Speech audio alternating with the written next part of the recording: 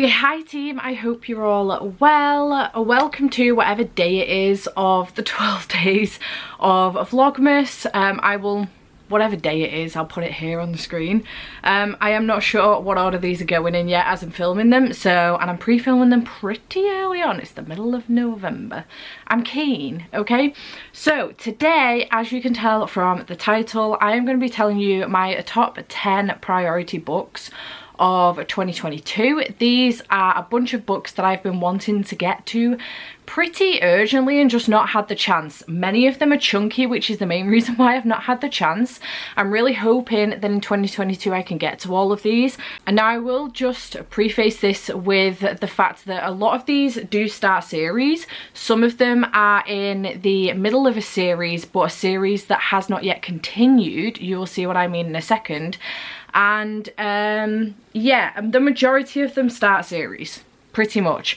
But I am going to be doing a episode of this with my top 10 series that I want to continue with or finish in the year of 2022, and there is also a bunch of books on my that video will not include duologies because I'm only including books with series that have 2 or more books for me to continue finishing off the series. So, you know, trilogies where I've only read the first book, or it's a longer series and I've only read the first couple of books or something. It will all be explained in that video, but I just wanted to let you know beforehand that there are a bunch of like duologies on my TBR in which I would like to finish those off. If you want to have a list of those, let me know and I will do a video where I let you know of all the duologies where I've just got literally like the second book to read and I still haven't read it yet. Let me know if you want a video of that. But without further ado, this is like in no particular order at all, but my top 10 priority books that I would like to get to in the year of 2022. The majority of these are fantasy. I think there's literally one that isn't. One of them is probably more sci-fi than anything, but the majority of them are fantasy. So, without further ado, let's get into the list because it is a reasonably long one. Well, it looks long because the books are very, very chunky. So, the first one is Outlander by Diana Gabaldon. I always struggle with that, my apologies. This is a reasonably chunky book and it was gifted to me by Megan. So, thank you so much, Megan, for gifting me this one. I started watching Outlander from the recommendation of my best friend, actually, well, sister best friends, Laura and Kate. They recommended Outlander to me because of Sam, but I was hooked immediately, essentially. And then I was like, maybe the books would be really cool. I've heard great things about the first one, but that the rest of the series kind of dies a little bit in the middle and then gets a little bit better towards the end. So I'm really intrigued in reading at least the first one in this series. I may carry on depending on how much I love this, but if I don't love it that much, I won't carry on. I just really want to at least read the first one, I think, just to kind of get a bit more of a bearing on the characters and things like that, because obviously the books are usually very, very different to the series. So in this series we're following Claire Randall in 1946. She goes to Scottish Highlands with her husband Frank, and it's a second honeymoon, a chance to re-establish their loving marriage. They've been having issues, but one afternoon Claire walks through a circle of standing stones and vanishes into 1743, where the first person she meets is a British Army officer, her husband's 6-time great-grandfather. And then, unfortunately, Black Jack Randall, who is the great-grandfather, 6 times great-grandfather, is not the man his descendant is, and while trying to escape him, Claire falls into the hands of a gang of Scottish outlaws and finds herself a Sassnick, an outlander, in danger from both Jacobites and redcoats. Marooned amid danger, passion and violence, her only chance of safety lies in Jamie Fraser, a gallant young Scots warrior. What begins in compulsion becomes urgent need, and Claire finds herself torn between 2 very different men in 2 irreconcilable lives. I really, really enjoy this series. It's great, and I obviously have my own ship in my head, the one that I really, really want to continue, obviously, but yeah, I'm really interested to see how the book compares to the series. I think I've watched series 1 and 2. of this, so I'm interested to see how this goes. And I do have Scottish heritage on my mum's side as well, so I just find Scotland, I just fucking love Scotland, to be perfectly honest, and I just find it so interesting. So it's nice to read books that are set in Scotland a bit more. I don't read many, and most of them are set in Edinburgh specifically. So but obviously this is like historical fiction with an element of fantasy, so yeah, really excited about reading this one. Then I have The Grey Bastards by Jonathan French. This is the first in a series, basically following some orcs and some half-orcs as well. So on the back it says, Jackal is proud to be a grey bastard, a member of a sworn brotherhood of half-orcs. Unloved and unwanted in civilised society, the bastards eke out a hard life in a desolate no-man's land called the Lots, protecting frail and noble human civilisation from invading bands of vicious full-blooded orcs. But on the heels of the ultimate betrayal, Jackal will start to question where his true loyalties lie. This just sounds really interesting. I haven't read anything before with orcs in it, and I can't remember where I got this recommendation from now. Every single time I hold this book up I say it's Cody, but I don't know if that's right, and I keep meaning to message her and find out if that's true or not. But yeah, since I picked this up earlier on this year from Waterstones, I've been really interested in getting into it, and I've just not had a chance to do so. So I really like to make this a priority in the year 2022. So let me know in the comments down below if you have read this one, because I'm really intrigued to find out more about it. And I think the third or fourth book in the series has just come out, or it's about to come out, so looking forward to having a lot to catch up on if I really enjoy it. Then we have Malice by John Gwynne, which is the first in the Faithful and Fallen series. I didn't want to get the special editions of these. I know they've just come out but, from the Broken and Binding, but I didn't want to get them because I don't know if I'm going to love this or not. I know Jade has fallen in love with this. She really enjoyed it, but I don't know if I'm going to or not. Chances are I will, and I'm going to kick myself for not getting the special editions, but alas, I really love these editions, to be perfectly honest, so I'm really happy with them, well, this one, because I don't own the rest. But on the back it says, the banished lands have a violent past where armies of men and giants clashed in battle. An uneasy peace reigns, but now giants stir once more. The very stones weep blood, and there are sightings of gigantic worms. Those who can still read the signs see a prophecy realised. Sorrow will darken the world as angels and demons make it their battlefield. Young Corbin watches enviously as boys become warriors and yearns to join them, determined that he will make his family proud. It is only when everything he knows is threatened that he discovers the true cost of becoming a man. As the kings look to their borders and priests beg answers from the gods, only a chosen few know that the fate of the world will be decided between two champions, the Black Sun and the Bright Star, and with their coming will be a war to end all wars. It sounds so good. I love that there is such a mix of monsters and, you know, different types of beings in here, angels and demons, giants and worms, things like that. I'm just really intrigued to find out what happens in this, and I just think it's going to be really good. I do think I'm going to really enjoy this one. This is almost like an anticipated, it's my top 10 priority, but it's almost like an anticipated list as well, because these are a bunch of books that I've been anticipating, I've just not been picking up. I think I'm so hyped for them that I'm terrified of hating them. Like, they're that hyped in my head. So I kind of need the hype to die down a little bit. Maybe that's why I haven't picked these up yet. Oh, I got this from the Broken and Binding. Ironically enough, it's signed. I forgot entirely. At the same time, I also got Shadow of the Gods, I think it's called, by John Gwynne. So I would like to pick that up as well, but it's not like a main priority for me. Malice definitely is though. Another one that's been highly recommended to me by Jade is The Rage of Dragons by Evan Winter. I know that she got this recommendation from Aaron from Books and Busy. So again, I have been highly anticipating this one since Jade read it, because she's been hyping it up that much for me. So yeah, looking forward to this one. On the back it just says, a world caught in an eternal war. One young man will become his people's only hope for survival. Game of Thrones meets Gladiator in Evan Winter's The Rage of Dragons. A novel that started as a self-publishing sensation has become one of the most acclaimed epic fantasy debuts of recent years. I actually loved Game of Thrones and I love Gladiator as well, so yes, very intrigued about that one. And this one was gifted to me by Jessie, so thank you Jessie for gifting me this one. I am very excited about this one indeed. I'm hyped for it. I think the third second or third has just come out in paperback as well. So I'm looking forward to this one for sure. I love this cover. I just think it's so beautiful. Then we have Renegades by Marissa Meyer. This is the sci-fi one that's on this list. This is like a superheroes and villains story, and I'm really looking forward to it. Is there any need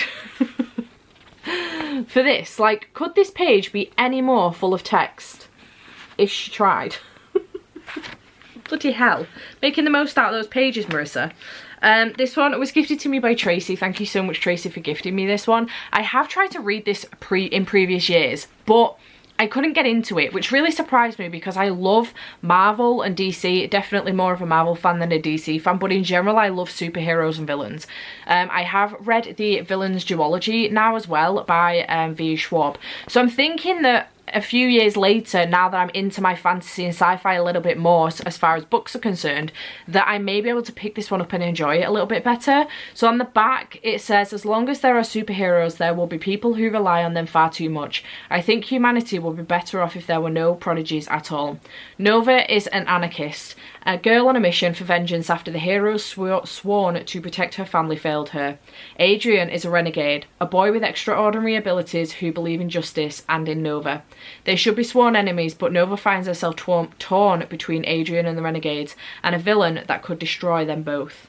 It sounds really interesting. I've heard really good things about the series overall as well. So yeah, I am looking forward to getting into this one and hopefully continuing on with the series, because I know Arch Enemies is the second one and I think there's a third as well.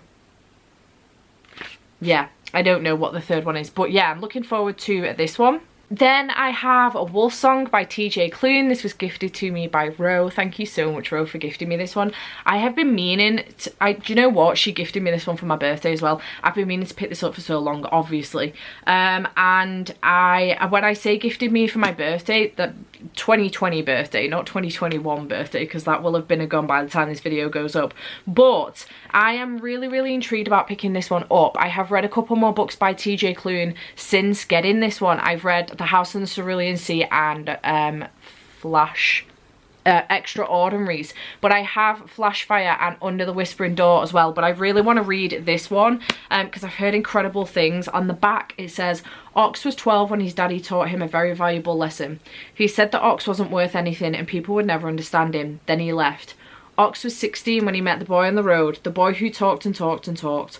Ox found out later that the boy hadn't spoken in almost 2 years before that day, and that the boy belonged to a family who had moved into the house at the end of the lane. Ox was 17 when he found out the boy's secret, and it painted the world around him in colours of red and orange and violet, of alpha and beta and omega. Ox was 23 when murder came to town and tore a hole in his head and heart. The boy chased after the monster with revenge in his blood-red eyes, leaving Ox behind to pick up the pieces. It's been 3 years since that fateful day and the boy is back, except now he's a man and Ox can no longer ignore the song that howls between them. I believe that this is queer and I'm really, really excited for it. So I would really, really like to pick this one up in the year of 2022. So fingers crossed I get to this one. So the next one that I'm going to mention is one that is part of a series, but it's the last that's currently been released in that series, and it is The Mask Falling by Samantha Shannon. This is the 4th book in the Bone Season series that's been released so far. We are supposed to be getting more. I'm not sure how many more, but we are supposed to be getting more, but I don't know how long it's going to take. I think it had taken a few years between The Song Rising and The Mask Falling to come out. But this is not a small book, and in this series we are following Paige Mahoney, who is a dream walker. Clairvoyancy in this world, I say this world, it is set in this world. We're based in London, and clairvoyancy in all of its forms has been decreed a criminal offence. However, Paige ends up part of this crew using their clairvoyancy for good, and things just kind of go from there off. I don't want to read what this says because I don't want to know what happens. and I don't want to spoil it for you. It is book 4, so I'm going to read off the back of the Bone Season. But it says, for the past 200 years, the Scion government has led an oppressive campaign against unnaturalness in London. Clairvoyance in all its forms has been decreed a criminal offence, and those who practice it viciously punished. Forced underground, a clairvoyant underworld has developed, combating persecution and evading capture. Paige Mahoney is a powerful dreamwalker operating in the Seven Dials district of London, leads a double life using her unnaturalness illegally while hiding her gift from her father, who works for the Scion regime. It's really, really good, and I've loved this series so far. You can see how much like I've tabbed up, for example, the Bone Season. I have loved this series. I've really, really enjoyed it. The narrator's fantastic as well. She has a slight Irish twang, which I absolutely adore. So yeah, I'm really excited to continue on with this series and read The Mask Falling. Then we have a book that is probably pretty predictable, because at this point, if you've been here for a while, you'll know I've not picked this up yet, and I probably really, really want to. Well, not that I probably really, really want to, I do. But that is Empire of the Vampire by J. Kristoff. This is the Illumicrate edition that is reflecting horrendously with my umbrella light, but with the gorgeous sprayed and stenciled edges. And I'm really, really excited about picking this one up. This is an adult vampire fantasy-esque book, and I'm super hyped for it. And the blurb says, it has been 27 long years since the last sunrise. For nearly 3 decades, vampires have waged war against humanity, building their eternal empire even as they tear down our own. Now, only a few tiny sparks of light endure in a sea of darkness. Gabriel de Leon, half man, half monster, and last remaining Silver Saint, a sworn brother of the Holy Silver Order, dedicated to defending the realm from the creatures of the night, is all that stands between the world and its end. Now imprisoned by the very monsters he vowed to destroy, the last Silver Saint is forced to tell his story.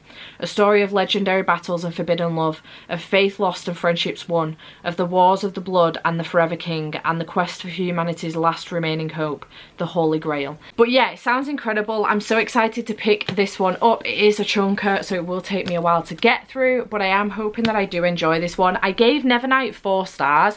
I enjoyed it. It was okay, but I didn't love it, and I never carried on with the series. In fact, I unhauled it without finishing the series off. But I have obviously loved the Illuminae files and also the Aurora cycle, so I'm hoping that that was just a one-off. Either that, or I prefer Jay's writing when he writes with Amy Kaufman. So we will find out with this book, but I do have 2 editions of this book because I bought the the Waterstones edition as well, so I've got 2 copies of it. But fingers crossed I enjoy it. We'll see what happens. Moving on to another chunky book, we have To Sleep in a Sea of Stars by Christopher Paolini. I have heard incredible things about this one, and I was so hyped to pick this up earlier on this year, but I just didn't do it. I think maybe I hit a slump or something. I don't know what it was, but I never got to it, and I'm really gutted, but I really want to pick it up. This is chunky as heck. It's a sci-fi. Oh yeah, I was lying earlier when I said there was 1 sci-fi on here. There's 2 Renegades in this one. But yeah, I'm really looking forward to this one. I've heard such good things. So this one was also gifted, and it's from Eleanor, so thank you so much, Eleanor.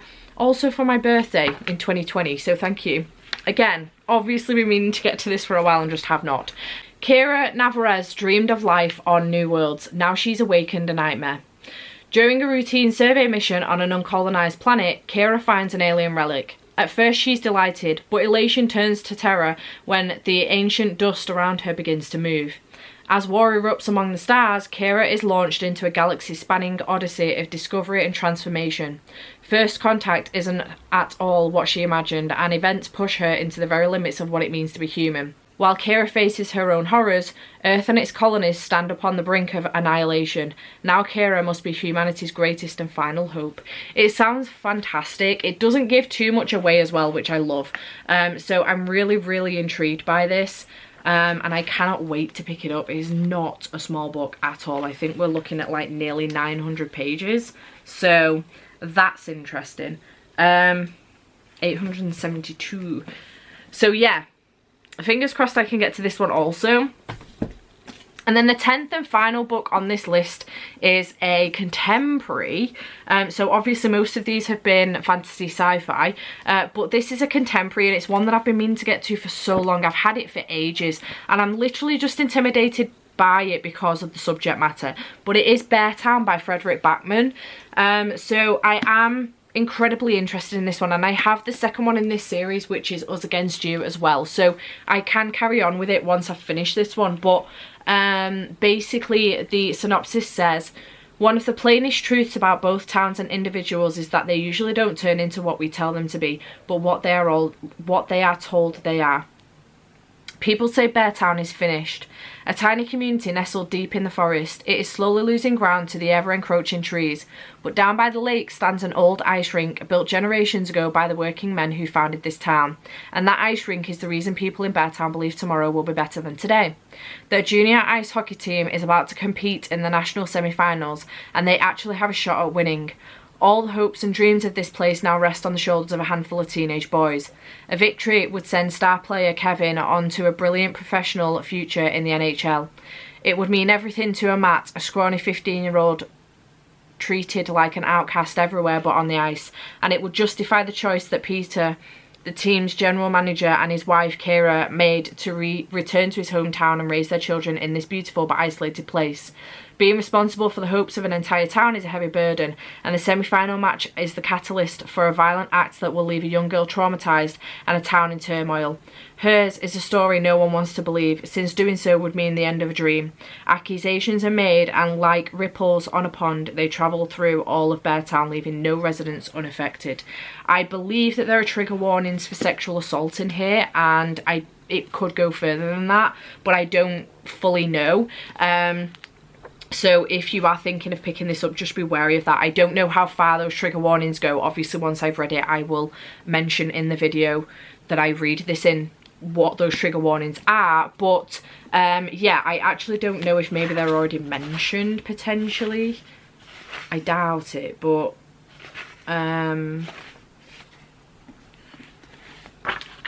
just in case, let's have a quick butchers. No.